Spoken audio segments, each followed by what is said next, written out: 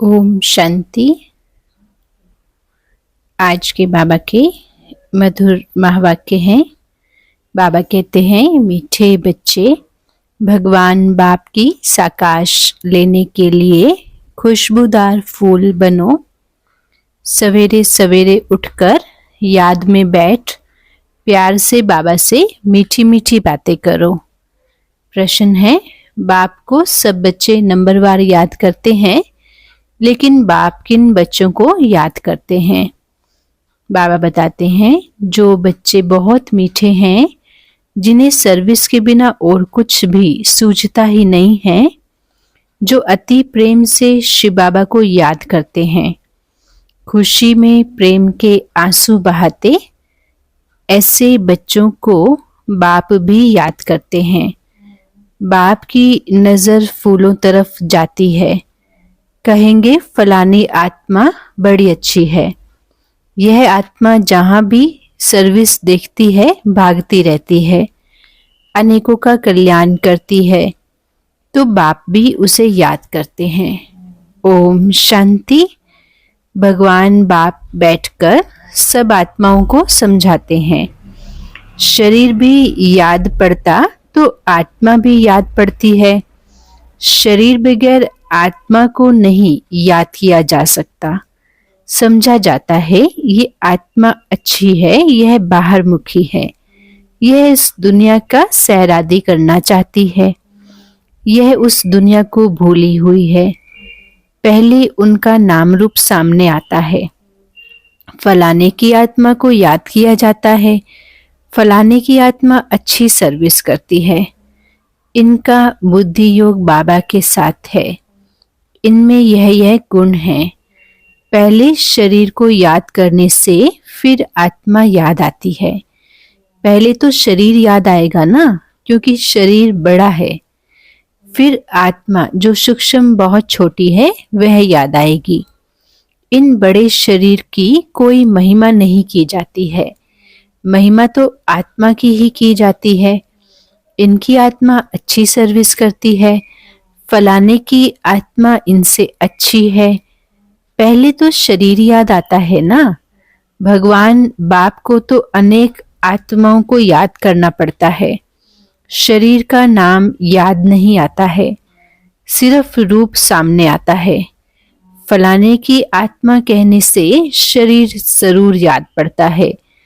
जैसे समझते हो, इस दादा के शरीर में शिव बाबा आते हैं, जानते हैं ना इनके तन में बाबा है। शरीर तो जरूर याद पड़ेगा। पूछते हैं, बाबा हम कैसे याद करें? शिव बाबा को ब्रह्म तन में याद करें या हम परम धाम में शिव बाबा को याद करें? बहुतों का प्रश्न उठता है। बाबा कहते हैं, याद तो आत्मा को ही करना है, परंतु शरीर भी जरूर याद आता है। बाबा ने कहा, पहले शरीर फिर आत्मा। बाबा इनके शरीर में बैठे हैं, तो जरूर शरीर ही याद आएगा ना।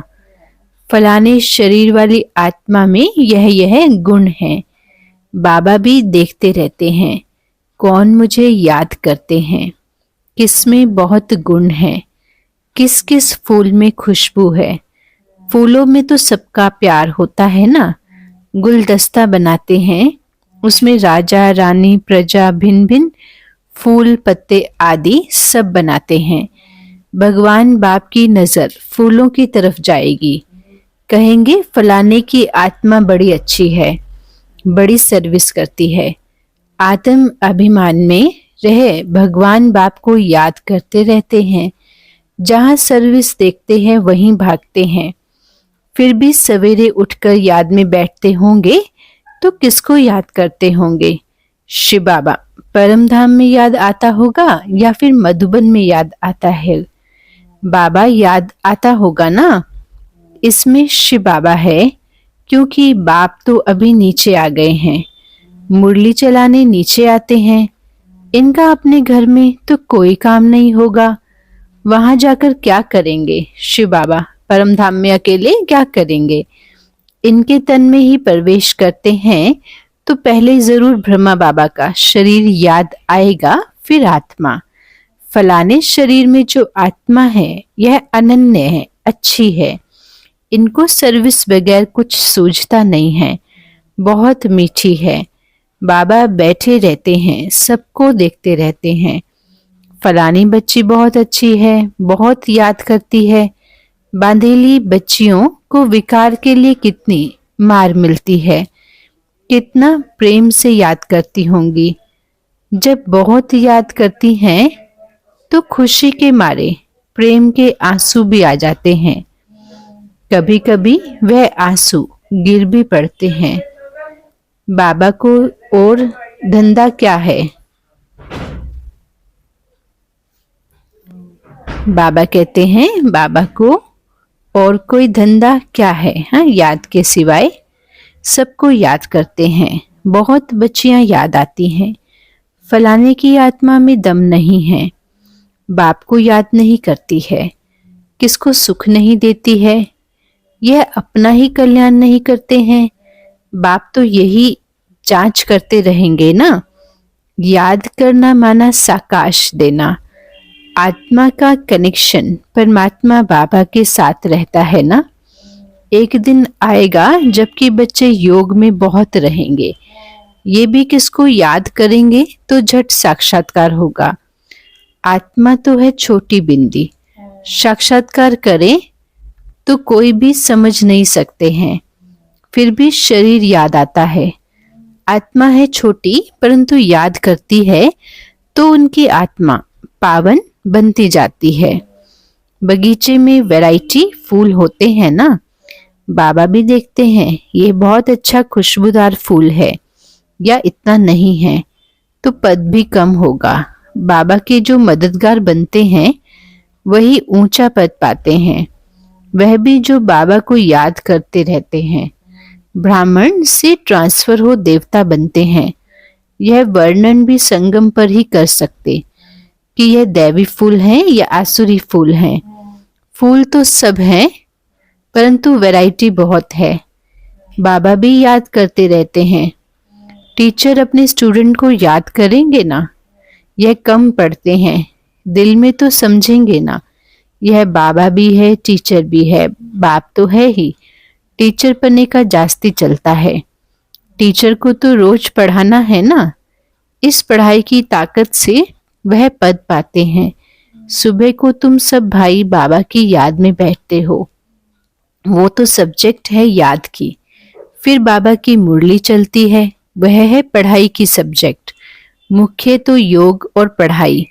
उनको ज्ञान और विज्ञान भी कहा जाता है। यह ज्ञान विज्ञान भवन है ना, जहाँ भगवान बाप आकर सिखलाते हैं। ज्ञान से सारी सृष्टि की नॉलेज मिल जाती है। विज्ञान माना ही तुम योग में रहते हो, जिससे तुम पावन बन जाते हो। तुमको अर्थ का पता है। भगवान बाप बच्चों को देखते रहते हैं। देही अभिमानी बनने से ही भूत निकलेंगे ऐसा नहीं है। सबके भूत फट से निकल जाएंगे। हिसाब किताब जब चुकतू होता है फिर चलन के अनुसार ही पद पाएंगे। क्लास ट्रांसफर होती है ना। इस दुनिया का ट्रांसफर नीचे हो रहा है और तुम्हारा ऊपर हो रहा है। कितना फर्क है। वह कलयुगी सीढ़ी नीचे उतरते जाते हैं और तुम पुरुषोत्तम संगम युगी सीढ़ी ऊपर चढ़ते जाते हो। दुनिया तो यही है ना, सिर्फ बुद्धि का काम है। तुम कहते हो हम संगम युगी हैं। पुरुषोत्तम बनाने के लिए भगवान बाबा को आना पड़ता है। तुम्हारे लिए अब पुरुषोत्तम संगम युग है, बाकी सब घोर अंधियारे में है। भक्ति को वह बहुत अच्छा समझते हैं क्योंकि ज्ञान का उन्हों को मालूम ही नहीं है। तुमको अभी ज्ञान मिला है ना, तब तुम समझते हो। ज्ञान की एक चुटकी से आधा कल्प के लिए हम चढ़ जाते हैं, फिर वहां ज्ञान की बात भी नहीं होगी। यह सब बातें महारथी बच्चे ही सुनकर धारण करते हैं और सुनाते रहेंगे। बाकी तो यहाँ से निकले और खत्म। कर्म आक्रम विक्रम का राज भी भगवान ही समझाते हैं। यह तो है कल्प का संगम युग।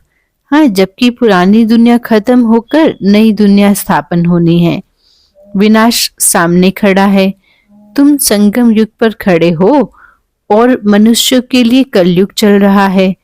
कितना घोर अंधियारा है, गिरते ही रहते हैं। कोई तो गिरने के निमित्त भी, गिराने के निमित्त भी होगा ना। वह कौन है? रावण, माना बुराइयां। इस सभा में वास्तव में तो कोई पतित बैठ नहीं सकते हैं। पतित वायुमंडल को खराब करेंगे। अगर कोई छिपकर आकर बैठते हैं तो उनको चोट भी लगती है, एकदम गिर पड़ेंगे। ईश्वरीय सभा में कोई दैत्य आकर बैठते हैं तो झट पता पड़ेगा। पत्थर बुद्धि तो है ही, बाकी भी पत्थर बुद्धि हो जाएगा। 100 गुना दंड पड़ जाएगा, अपने को नुकसान पहुंचाएंगे। कहते हैं हम देखेंगे, इनको पता पड़ता है। हमको क्या पड़ी है, जो करेगा सो पाएगा। हाँ, बाबा के नियम अनुसार चलना है, प्योरिटी में। हमको जानने की बाबा कहते जरूरत नहीं है। बाबा से सदैव सच्चा रहना है। कहते हैं सच तो बिठे नच। सच्चे रहेंगे तो अपनी राजधानी में भी डांस करेंगे। बाप है ही सत्य, तो बच्चों को भी सत्य बनना चाहिए। बाबा पूछते हैं शिव बाबा कहाँ हैं? कहते हैं इनके रथ में हैं। परम धाम छोड़कर दूर देश के रहने वाले बाबा आए हैं देश पर आए। उनको तो अब बहुत सर्विस करनी है। बाबा कहते हैं मुझे रात दिन यहाँ सर्विस करनी पड़ती है ना। संदेशियों को, भक्तों को साक्षात्कार कराना पड़ता है तो यहाँ ही ना। वहां तो कोई सर्विस नहीं है। सर्विस के बगैर बाबा को सुख नहीं आए। सारी दुनिया की सर्विस करनी है। सब पुकारते हैं बाबा आओ। कहते हैं मैं इस रथ में आता हूँ। उन्होंने फिर घोड़े आदि बना दिए हैं। अब घोड़े गाड़ी में श्री कृष्ण कैसे बैठेंगे? ऐसा भी नहीं कोई शौक होता है घोड़े गाड़ी पर बैठने का। देही अभिमानी और देह अभिमानी बनने की बातें संगम युग पर ही होती हैं, और सिवाय बाबा की यह बातें और कोई समझा भी नहीं सकते हैं। तुम भी अभी जानते हो, पहले नहीं जानते थे ना। क्या कोई गुरु ने सिखलाया? बाबा पूछते। हाँ, गुरु तो बहुत किए दुनिया के, कोई ने भी तुमको ये सब बातें नहीं सिखाई हैं। बहुत लोग गुरु करते हैं, समझते हैं कोई से शांति का रास्ता मिल जाए। बाबा कहते हैं शांति का सागर तो एक बाप ही है। वह साथ में ले जाते हैं। सुखधाम शांतिधाम का किसको पता ही नहीं है। कलयुग में तो शूद्र वर्ण है, पुरुषोत्तम संगम युग पर ब्राह्मण वर्ण है। इन वर्णों का भी तुम्हारे सिवाय कोई को पता नहीं है। यहाँ तो सुनते हैं, बाहर निकलने से सब कुछ भूल जाते हैं। धारणा होती नहीं है। बाबा कहते हैं कहाँ भी जाओ, बैच पड़ा हुआ हो, इसमें लज्जा की बात नहीं है। यह तो बाबा ने बहुत कल्याण के लिए बनाया है। किसको भी समझा कर दे दो, कोई सेंसिबल होगा तो कहेगा कि इस बैच बनाने आदि में आपका खर्चा तो हुआ होगा। बोलो खर्चा तो होता है, गरीबों के लिए फ्री है। वह धारणा कर लें ज्ञान की तो भी ऊंचा पद पा सकते हैं। गरीब के पास पैसे ही नहीं तो क्या करेंगे? कोई के पास पैसे हैं परंतु मनहूस है।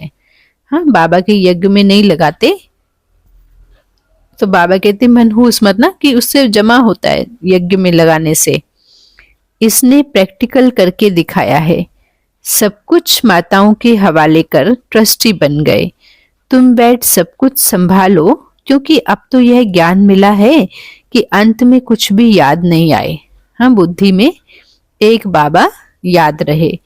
अंत काल जो स्त्री सिमरे, ऐसे गायन ना, अंत घड़ी में जो हमको याद रहेगा वही जोनी में हम जाएंगे। बड़ी बिल्डिंग आदि होंगी तो अवश्य याद पड़ेगी, परंतु थोड़ा भी ज्ञान सुनते हैं तो प्रजा में तो जरूर आएंगे। बाबा तो है ही गरीब निवास। कोई कोई के पास पैसे होते हैं तो भी वो मनहूस होते हैं। ऐसा नहीं समझते हैं कि हमारा पहला वारिस तो शिव बाबा है। भगवान वारिस तो भक्ति मार्ग में भी है ना। ईश्वर अर्थ देते हैं, क्या वह कंगाल हैं जो उनको देते हैं? समझते हैं ईश्वर के नाम पर गरीबों को देंगे तो ईश्वर एवज में देंगे। दूसरे जन्म में मिलता तो है ना। कहते हैं दे दान तो छूटे ग्रहण। बाप को सब कुछ दे दिया, शरीर, मित्र, संबंधी आदि सब कुछ बाबा को समर्पण कर दिया। यह सब कुछ आपका है ना। इस समय सारी दुनिया पर ग्रहण लगा हुआ है, वह कैसे एक सेकंड में छूटता है? काले से गोरे कैसे बनते हैं, यह अभी तुम जानते हो, फिर औरों को भी समझाते हो। जो कहते हैं हम अंदर में समझते हैं परंतु किसको समझा नहीं सकते हैं, तो बाबा कहते वो कोई काम के नहीं है। बाबा कहते बच्चे दे दान, ज्ञान का दान दे तो ग्रहण छूटे, सुनने वालों का ग्रहण छूटे। हम तुमको अविनाशी रतन देते हैं, वह सबको देते जाओ तो भारत पर व सारी दुनिया पर जो राहु का ग्रहण बैठा हुआ है ना, वह उतर जाएगा और बृहस्पति की दशा हो जाएगी। सबसे अच्छी होती है बृहस्पति की दशा।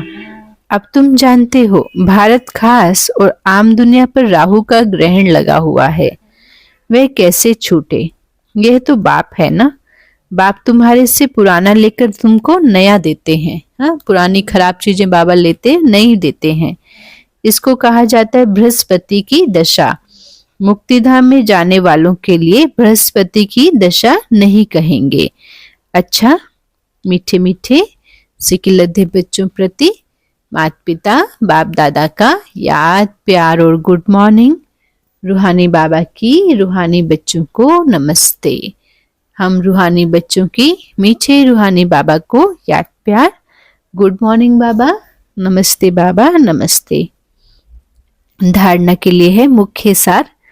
सदा खुशी में डांस करने के लिए सच्चे बाप से सदा सच्चा रहना है, कुछ भी तुमको छिपाना नहीं है।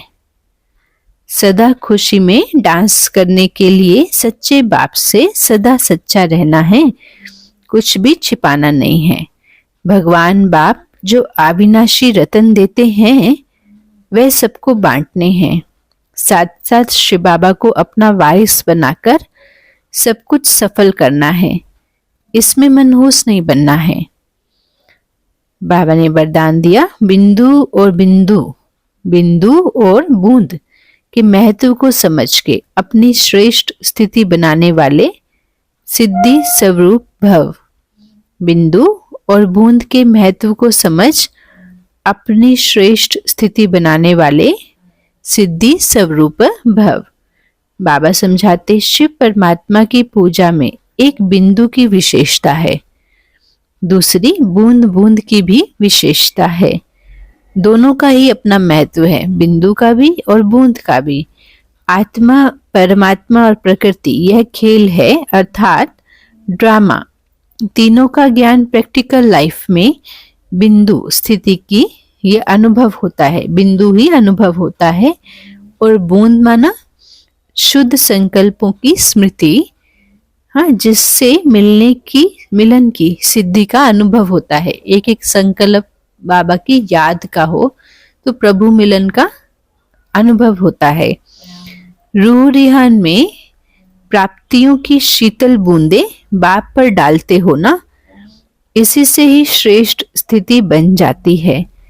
इसी का यादगार भक्ति में भी चला आता है। स्लोगन, ज्यादा बोलने से दिमाग की एनर्जी कम हो जाती है, इसलिए शॉर्ट और स्वीट बोलो। ज्यादा बोलने से दिमाग की एनर्जी कम हो जाती है, इसीलिए शॉर्ट थोड़ा बोलो और मीठा स्वीट बोलो। ओम शांति। आज का योग अभ्यास करेंगे। अपने को एक पवित्र कमल के आसन में पवित्र फरिश्ते के रूप में देखेंगे कि मैं पवित्र आत्मा हूँ, पवित्रता का फरिश्ता हूँ। मेरी सर्व कर्मेंद्रियां पवित्र हैं, शीतल हैं, दृष्टि पवित्र है। अपने को बिंदु आत्मा के रूप में देखें और शुभ संकल्प करें। हाँ, मैं सिद्धि स्वरूप आत्मा हूँ। मैं सिद्धि स्वरूप आत्मा हूँ। सिद्धि स्वरूप आत्मा को, स्वरूप को स्वयं अनुभव करें। अभी विश्व की सर्वात्माओं के प्रति योग करेंगे। विश्व की सर्वात्माएं बाबा के वारिस बच्चे हैं, भगवान के राइट हैंड हैं, परमात्मा के यज्ञ की स्नेही सहयोगी, सहज योगी, महान पुण्य आत्माएं, क्वालिटी सोल्स हैं, बाबा के वारिस हैं, राइट हैंड हैं। ओम शांति। शुक्रिया बाबा। ओम शांति।